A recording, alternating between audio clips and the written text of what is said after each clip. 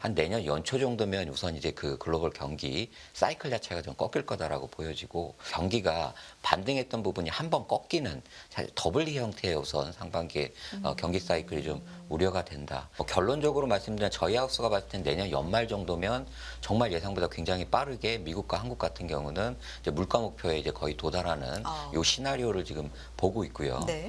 한국은행도 사실은 금리 인하 부분을 내년에 분명히 신경을 쓰겠지만 미국보다는 조금 더 완만하게 속도를 가져갈 수 있는 사실 미국 같은 경우는 올해 한 2% 성장해서 내년에 한 1% 성장 그리고 굉장히 성장률이 급격하게 떨어지거든요. 그러니까 금리 인하를 더 빠르게 가져갈 수 있는 요인인데 유럽이랑 한국은 좀 다릅니다. 상대적으로 좀 주요국가 대비 반등하는 폭이 크기 때문에 금리 인하 자체 속도가 좀 느릴 수 있다라는 부분을 좀 볼 수 있을 것 같습니다. 네. 현대차증권 리서치센터의 오창섭 연구위원 함께합니다. 안녕하십니까? 안녕하십니까? 안녕하십니까? 오랜만에 뵙는 것 같고요. 네. 네. 자, 최근에 현재 글로벌 경기 진단부터 좀 시작해 주시면 좋을 것 같은데요. 일단 세계 경제 같은 경우는 뭐 많이들 아시겠지만 고물가 이걸 어떻게 잡느냐. 예? 한 1년 넘게 굉장히 뭐 포커스가 맞춰져 있다가 물가가 이제 내려오고 있다는 확신이 생기면서 최근에 시장 흐름이 좀 전개되는 것 같습니다. 현재 글로벌 경기 진단부터 부탁드려요. 우선 이제 그 글로벌 경제는 네. 우선 뭐 올해만 뭐 좀 저희가 보자면 이제 경기 선행 지수가 사실 올해 작년 연말부터 좀 반등을 했었거든요. 네. 그게 아직도 이제 상승 흐름을 보이고 있는데요. 근데 이제 좀 뭐 세부 항목을 보게 되면 사실 내용이 그렇게 좋지는 않습니다. 네. 우선은 경기 선행 지수 그 이제 G20국가 기준으로 했을 때 작년 11월부터 지금 이제 올해 10월까지 지금 계속 올라오고 있었고요. 11월도 지금 이제 상승을 한 상황인데 폭이 진폭 자체가 이제 올라가는 폭 자체가 굉장히 지금 크게 줄어들고 있고요.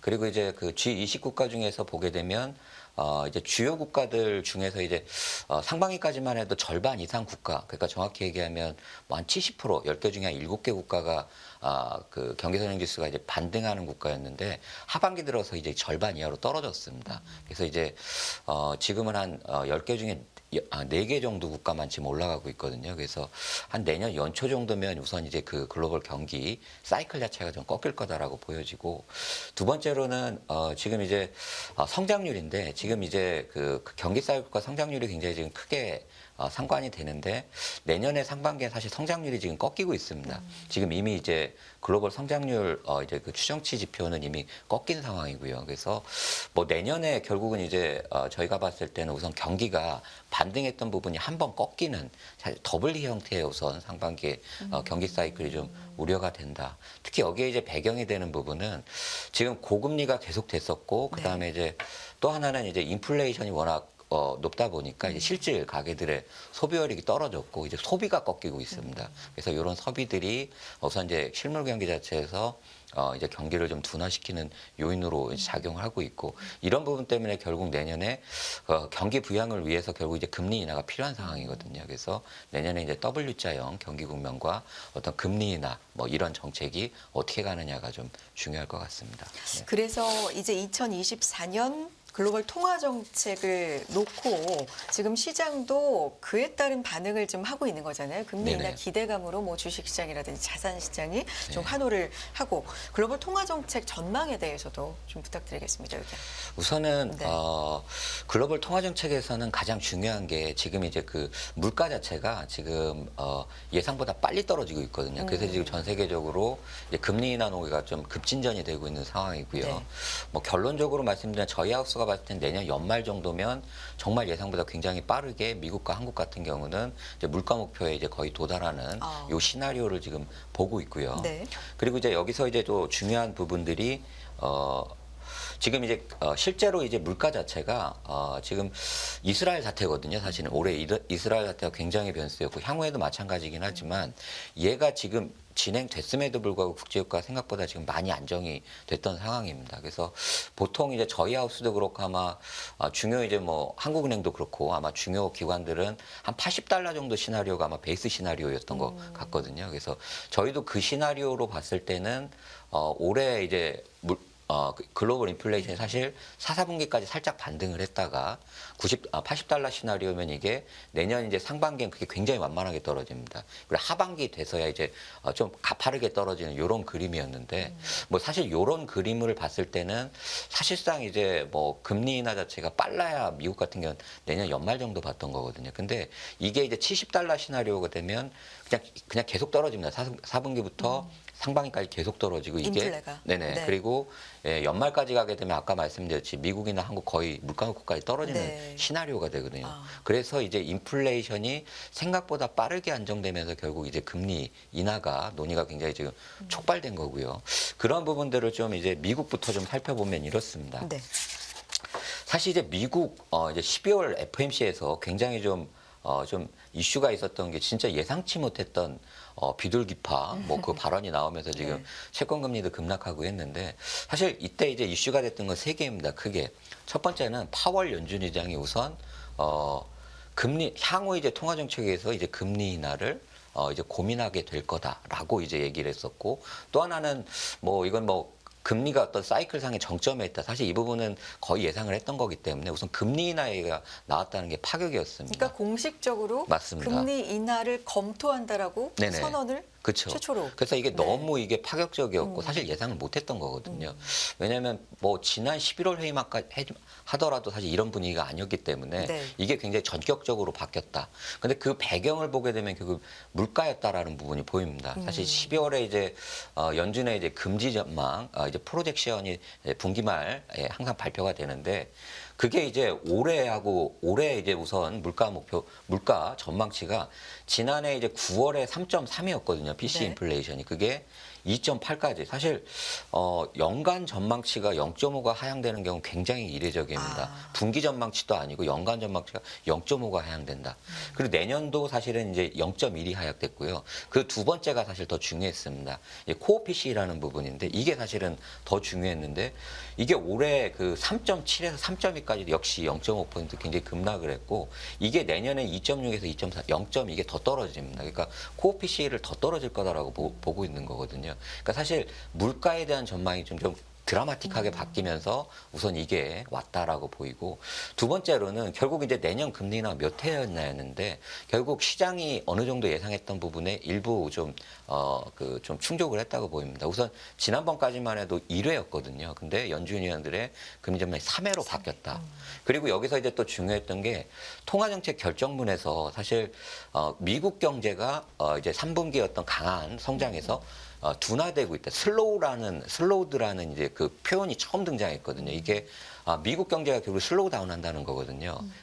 이 경기 둔화라는 이 표현 때문에 결국은 미국이 이제 굉장히 금리 인하가 앞당겨질 수 있겠다. 그러니까 사실 시장은 내년에 거의 한 뭐 5회 이상을 보고 있거든요. 근데 6회까지도. 6회까지도 네. 지금 보고 있는 상황인데 거기에 대해서는 근데 아직까지 그건 좀 너무 뭐 이제 좀 같다. 네. 그렇지만 분명히 앞당겨지고 있는 분위기 맞는 것 같다라고 보이고요.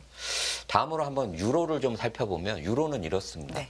사실 유로 통화 정책은 얘네들은 약간 좀 아직까지 좀 매파 기조다. 이제 12월 FOMC에서 이 분위기가 갈렸는데요. 사실 유로 정도의 분위기를 예상했던 게 사실 미국 통화 정책이었습니다. 근데 유로 이제 그 ECB 통화 정책에서는 우선 뭐 정책 금리 동결하고 이런 부분은 다 마찬가지였는데 그 PEPP라고 하는 팬데믹 그 이제 이머전시 상황에서 그 퍼체이싱 프로그램이라고 하는 요 이제 긴급 프로그램 그 재투자를 하반기에 결국 줄여나가서 내년 연말에 끝내겠다. 사실 이제 어떻게 보면 이제 그 연준으로 치면은 이게 이제 QT거든요. 그쵸. 그 이제 이걸 또 얘기를 했고 굉장히 인플레이션에 대해서 굉장히 우려를 계속했습니다. 그러다 보니까 이게 굉장히 또 유로 분위기는 달랐거든요. 그 배경을 보면 이렇습니다.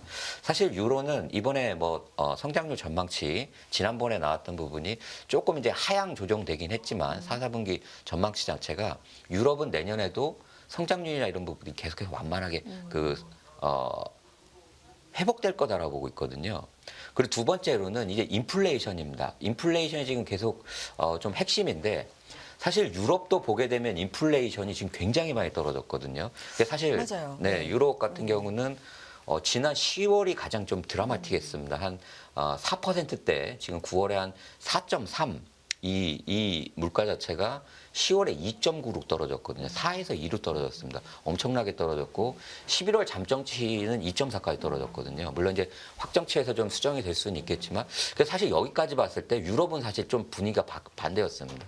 그러니까 거의 물가 목표까지 왔는데 그럼 비둘기로 얘네들은 그러면 되지 않을까 네, 했는데 그러니까 거의 다 왔으면 이제 얘네들은 금리 인하 해야 되는 거야. 근데 유로는 또 분위기가 또 안 그랬어요. 라가르드 총재가 이제 뭐라고 했냐면 최소한 내년 상반기까지 인플레이션 지표를 살펴볼 거다. 그러니까 사실 상반기에 금리는 없다라는 겁니다. 유럽은 지금 내년 5회 이상 보고 있거든요. 얘는 비슷합니다. 근데 인플레이션 전망치가 어떻게 떨어지냐면 굉장히 만만하게 떨어질 거라는 네. 거예요. 내년 전체적으로 굉장히 만만하게 떨어지고 중요한 게 우리가 결국 2% 도달하는 시점이 내년 아니다.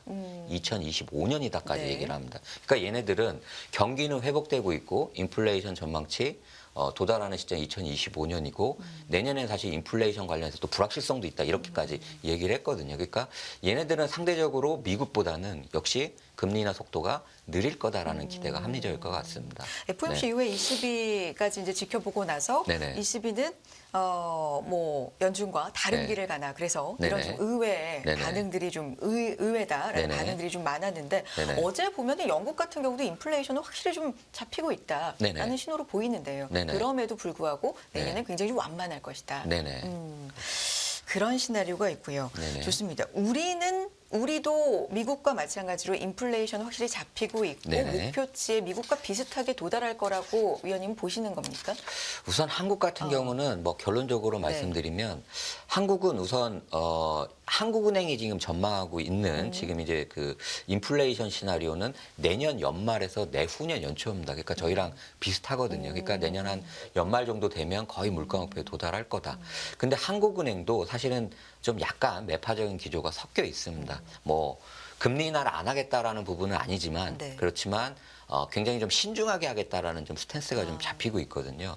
특히 이제 이 내용을 보게 되면 지금 한국은행이 지금 최근에 발표한 이제 그 통화 신용정책 보고서에서 보면 그러니까 인플레이션에 대해서 사실 한국도 굉장히 가파르게 떨어지고 있었거든요. 그래서 그런 부분에 대해서 좀 굉장히 좀 뭐랄까 좀 힘을 실어주는 쪽이냐 아니면 인플레이션에 대한 우려. 근데 사실 한국은행은 인플레이션에 대한 우려 쪽을 조금 아직 계속 하고 있습니다. 그러니까 지금 이제 글로벌 무역 체제 지금 이제 어떤 국제적인 어떤 그 이제 분업 체계 자체가 이제 그 붕괴되면서 비용 올라가는 부분 또 이제 뭐 친환경 체제 전환이라고 한다 ESG죠. ESG 그런 부분이 비용을 높이고 있기 때문에 구조적인 물가 상승 압력이 계속될 수 있다. 이 부분을 또 얘기를 했거든요. 그래서 한국은행도 뭐 금리 인하 부분을 내년에 분명히 신경을 쓰겠지만 미국보다는 조금 더 완만하게 속도를 가져갈 수 있는 이런 이제 배경이 되는 부분 또 하나 이런 부분이 있습니다. 이제 성장률 부분인데요. 이걸 한번 이제 내년에 같이 한번 살펴보면 네. 사실 미국 같은 경우는 올해 한 2% 성장해서 내년에 한 1% 성장. 그리고 굉장히 성장률이 급격하게 떨어지거든요. 그러니까 경기 측면에서 이렇게 경기가 크게 떨어지면 금리 인하, 뭐 인플레이션 측면에서 금리 인하를 더 빠르게 가져갈 수 있는 요인인데 유럽이랑 한국은 좀 다릅니다. 유럽은 올해가 한 0%대 성장이었으면 내년에는 그거보다는 조금 높은 이런 이제 성장이 좀 예상되고 한국은 올해 오히려 성장이 굉장히 너무 안 좋았어요. 그러니까 반도체 경기가 안 좋았기 때문에. 근데 상대적으로 내년에 한국은 이제 성장률이 상대적으로 좀 주국가 대비 반등하는 폭이 크기 때문에 그러니까 한국도 경기라든지 이런 뭐 이 스탠스를 봤을 때는 유럽과 이제 한국 같은 경우 이런 부분 때문에 좀 금리 인하 자체 속도가 좀 느릴 수 있다라는 부분을 좀 볼 수 있을 것 같습니다. 네. 우리나라에 대한 얘기까지 짚어봤고요. 네. 최근에 또 관심을 받고 있는 게 이 일본의 네. 통화 정책입니다. 완화 정책을 유지하기로 하면서 사실 네. 내년에 좀 이걸 정상화라고 해야 될까요? 정상화에 대한 기대감도 좀 시장엔 있었는데 그 네네. 부분이 좀 후퇴된 상황입니다. 어떻게 봐야 될까요? 근데 이제 일본 통화 정책은 네. 사실 이제 좀 구조적으로 지금 좀 다른 국면이다라는 부분을 좀 볼 필요가 있을 것 같고요. 다른 나라들과. 네. 그러니까 지금 이제 코로나 이후에 아마 이제 가장 전 세계 통화 정책과 따로 갔던 게 일본이잖아요. 그러니까 뭐 주요국들은 이제 뭐 인플레이션 때문에 고금리로 갔는데 나홀로 통화 정책 네. 완화를 계속했었고, 근데 정확히 얘기하면 얘네들은 마이너스 금리입니다. 지금 뭐 미국이 연방금리 상당 기준으로 5.5%지만 얘는 마이너스 0.1%고요. 또 하나는 전 세계적으로 지금 아직까지도 YCC 정책을 하는 나라는 일본밖에 없습니다. 수익률 곡선 통제. 네, 맞습니다. 네, 네, 일드 네. 커브 커브라고 하는 건데 이거는 이렇습니다. 그러니까 마이너스 금리를 정책 금리 잡을 뿐만 아니라 네. 결국 장기 금리, 국채 10년 금리를 네. 원래는 0%에서 잡았습니다. 근데 그게 이제 0.25로 올라갔고 네. 작년 연말엔 그게 2배 돼서 0.5가 됐고 이번 10월에는 1%까지 올렸는데 사실상 이번 10월 조치에서는 YCC 자체를 사실 상단을 풀어버렸거든요. 네, 네. 그래서 뭐 이렇습니다. 그러니까 예전에는 이제 뭐 YCC 정책이 장기 금리를 확 억제하는 진짜 빨간선 형태. 그래서 이 금리가 넘어가게 되면 그러니까 일본 은행이 그냥 무제한 그냥 그 이제 10년짜리 국채를 사가지고 금리를 떨어뜨렸거든요. 근데 사실 그거를 이제 위에 있는 그 쉽게 얘기하면 그 캡 자체를 풀어버린 겁니다. 사실 1%로 올렸는데 상한조차도 사실은 열어놨어요. 그러니까 사실상은 이제 YC 정책을 거의 포기하는 쪽으로 네네. 간다라고 보입니다. 또 하나는 마이너스 금리를 결국 이제 그 정상화시키겠다는 건데 이 배경은 이렇습니다.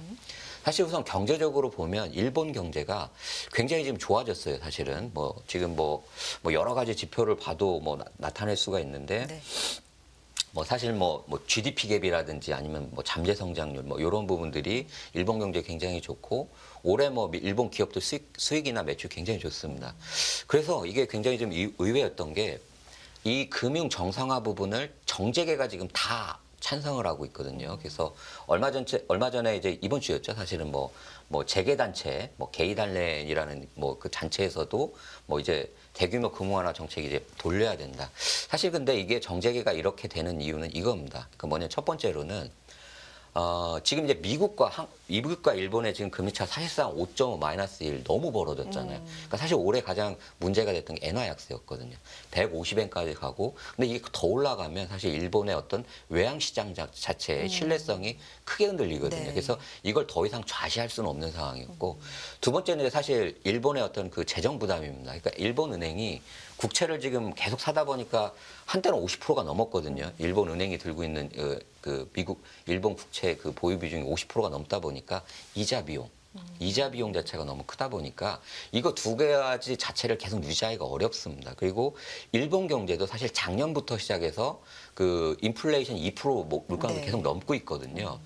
사실 내년에도 2%가 넘어갈 걸로 지금 예상이 되고 있습니다. 그러다 보니까 서민들 경제가 너무 힘들어요. 그러니까 이런 부분 때문에 얘네들도 일정 부분, 그러니까 과도했던 그 부분을 일정 부분 결국은 좀 되돌리겠다라는 겁니다. 그러니까 큰 틀에서는 금융 완화는 유지하되 그 폭 자체를 줄이겠다 정도거든요. 그래서 결국은 처음에 이제 먼저 이제 그 재정 부담이 워낙 크니까 YCC부터 지금 조금씩 줄여나가는 요거를 하게 됐고 사실 이제 외환시장 뭐 부분 감안하면서 이제 마이너스 금리도 정상화하는 쪽으로 갈 거다. 뭐 요런 부분들이 아마 내년 이제 일본 통화 정책에서는 또 나홀로 통화 정책의 어떤 일본의 모습을 좀 보실 수 있을 것 같습니다. 한동안은 그게 유지될 것 같다. 네, 이번 맞습니다. BOJ에서 그걸 좀 확인을 했고요. 그래서 네네. 시장이 좀 의외다라고 네네. 받아들인 부분도 있는데 지금 말씀해 주신 부분도 있지만 중요하게 짚은 게 인플레이션과 또 하나 이 임금 상승률이잖아요. 네네, 맞습니다. 네. 이것도 내년에 지속해서 좀 보겠다라는 거죠. 네, 맞습니다. 네. 좀 더 올라가야 된다라는 쪽인가요? 맞습니다. 네. 그러니까 일본은 그러니까 지금 좀 시장에서 오해할 수 있는 게 통화 정책 정상을 왜 하느냐. 그러면 그게 경제에 부담을 주면서까지 무리하게 갈 건 절대 그건 아니고요. 그러니까 지금의 일본 경제가 지금 굉장히 많이 좋아졌는데 이게 지금은 이제 좀 과열적으로 갔거든요. 그래서 그거를 좀 오퍼레이션 스무딩 차원에서 조금씩 줄여가면서 그렇지만 아마 경기에 부담을 주게 되면 굉장히 좀 충격이 있기 때문에 굉장히 신중하게 갈 겁니다. 천천히 갈 거라는 거거든요. 그러니까 시장은 사실 내년 2, 4분기면 뭐 마이너스 금리 정책 포기할 거다라는데 근데 일본은행 내부에서는 굉장히 신중론이 강합니다. 그러니까 시장 예상보다는 더 천천히 전개될 가능성이 있고 그렇지만 이제 큰 방향성은 이제 점진적으로 이 통화 정책을 정상화하는 쪽으로 굉장히 상당히 장기간에 걸쳐서 이러한 부분들이 진행될 거다라고 보입니다. 네. BOJ를 앞두고는 또 강세로 돌아서기도 했었는데 네네. 이렇게 결과적으로 보면 엔 약세는 한동안 좀 네. 계속 될 거라고 시장은 보는 건가요? 그럼 달러와 엔 이렇게 전반적인 통화 가치에 대해서 내년은 어떻게 좀 봐야 될까요? 사실 이제 이게 굉장히 중요한데 네. 결국 통화 가치 문제거든요. 네. 이게 일본은. 결국 통화 가치는 일본은 한번 저희가 일본의 그 이제 엔화 쪽을 좀 살펴보면 네. 사실 일본의 지금 사실 코로나 사태 이후였죠. 일본 엔화 약세가 계속 문제였거든요. 그러니까 지금 뭐 재작년을 한번 작년과 올해를 지켜놓더라도 달러가 작년에는 강세였고 올해는 약세 네. 상황이었는데 강세폭이 한 8%인데 약세폭은 한 12%, 훨씬 더 약세가 됐었고 올해는 달러가 오히려 약세임에도 불구하고 한 9% 정도 지금 약세가 됐거든요. 그러니까 나홀로 통화 약세였습니다. 그러니까 이게 무슨 얘기냐면 사실 일본이 지금 뭐 그 실질 실효 환율이나 이 명목 실효 환율 이런 환율을 보더라도 사실 과도하게 지금 환율 약세가 됐거든요. 그 부분에 대한 분명히 되돌림이 있을 겁니다. 저희가 봤을 때는 내년에 결국은 글로벌리하게 그 글로벌 하반기 정도면 글로벌 금리 인하와 함께 금리가 인하가 되면 채권 금리 하락과 달러 약세 같이 가게 되거든요. 아마 달러와 약세 지금 분위기가 비슷합니다. 약세가 계속 될 텐데 일본은 그동안 너무 약세가 됐기 때문에 일본이 오히려 주요국 중에서 가장 강세를 보일 가능성이 높습니다. 특히 여기에 트리거가 될 부분은 금리입니다. 네. 금리가 정상화가 되면 YCC 정책은 사실 정확히 말하면 그냥 현지 국채를 매입하는 거잖아요. 외환시장에 직접적인 영향이 없습니다. 근데 금리를 만약에 올리게 되면 이건 외환시장에 진짜 직접적인 충격을 가할 수가 있거든요. 그래서 마이너스 금리를 정상화하는 뭐 0%로 우선 이제 올리게 될 텐데 그렇게만 되더라도 아마 엔화 쪽은 굉장히 좀 강세 압력을 크게 받을 수가 있다. 그래서 내년에 결국 이 마이너스 금리를 언제 이제 결국 탈피하느냐 그 시점 자체가 엔화 강세의 좀 트리거가 될 수 있는 요 요인으로서 좀 주목할 필요가 있다라고 보입니다. 이번 BOJ에서 확인했듯이 전반적으로 이제 이게 밀렸구나 시기가 네네. 그런 건 다들 이제 확인을 했는데 네. 시장에선 그러면 시기를 어느 정도로 뭐 예측이랄까요 분석을 좀 하고 있나요? 우선 시장에서 지금 네. 예측하고 있는 건 내년 2, 4분기 가능성을 가장 크게 보고 있습니다. 지난번에 이제 우에다 이제 그 일본은행 BOJ 총재가 지난 이제 국회 이제 발언에서 이제 얘기했던 부분이 올해 연말에 걸쳐서 내년까지 굉장히 어떤 진보적인 어떤 그 통화 정책의 어떤 움직임이 있을 거다라고 네. 얘기했거든요. 사실 그래서 굉장히 그걸 빠르게 예측을 했습니다. 왜냐하면 10월에 사실은 이게 YCC를 사실 이제 풀어버린 거였거든요. 그래서 이 정도면 내년 상반기에는 마이너스 금리 탈피할 거다라고까지 했고 12월까지 왔는데 12월에 그게 좀 그렇죠. 약간 좀 이제 밀린 거거든요. 그래서 시장은 사실 내년 2, 4분기 가능성을 가장 높게 보고 있는데 그렇지만 저희가 봤을 때는 이 우에다 총리의 발언이나 이런 부분을 봤을 때는 내년에는 분명히 할 것 같습니다. 최소한 2, 4분기가 아니면 하반기에는 분명히 좀 진행될 재료다라고 좀 보입니다. 2분기. 네. 2분기로 많이 시장은 예상을 하고 있습니다. 예상을 하는데 늦어도 어쨌든 하반기에 네. 내년 안에는 네. 피벗을 좀 할 것 같다라는 네. 시장의 예상이고요. 좋습니다. 자, 최근에 이제 시장에 대한 얘기를 조금 네. 더 해보면 위험 자산 선호 그러니까 네. 뭐 달러 빼고는 모든 자산이 다 랠리를 보인다라는 게 네. 한동안 좀 이어졌습니다. 내년도 채권과 함께 뭐 전반적으로 투자 환경이라든지 이런 부분도 한번 분석해 우선은 주실까요? 네. 지금 이제 현재 이제 좀 그 시장 상황을 보면 이럴 것 같습니다. 작년이랑 굉장히 좀 유사하거든요. 네. 사실 자료를 굉장히 좀 네네. 방대하게 꼼꼼하게 갖고 오셔서 네. 예, 작년에 잘해볼게요. 보게 되면 네. 이제 4, 4분기 들어서 채권 금리가 사실 작년에 하락하고 그다음에 이제 달러화가 하락하면서 올해 상반기에 이제 좀 주식이 강세가 되는 네. 사실 이게 어떻게 보면 우리나라로 치면 주식 채권 원화의 이제 트리플 강세였거든요. 그렇죠. 근데 요 흐름이 작년에 이제 금리가 올해 들어서 사실 계속 금리 인상을 했잖아요. 그래서 하반기까지 넘어가면서 다시 금리가 튀면서 살짝 이게 조정이 왔던 거거든요. 근데 흐름 자체는 작년이랑 유사합니다. 결국 금리 인상은 끝나고 채권 금리는 결국 중장기적으로 하락할 거다.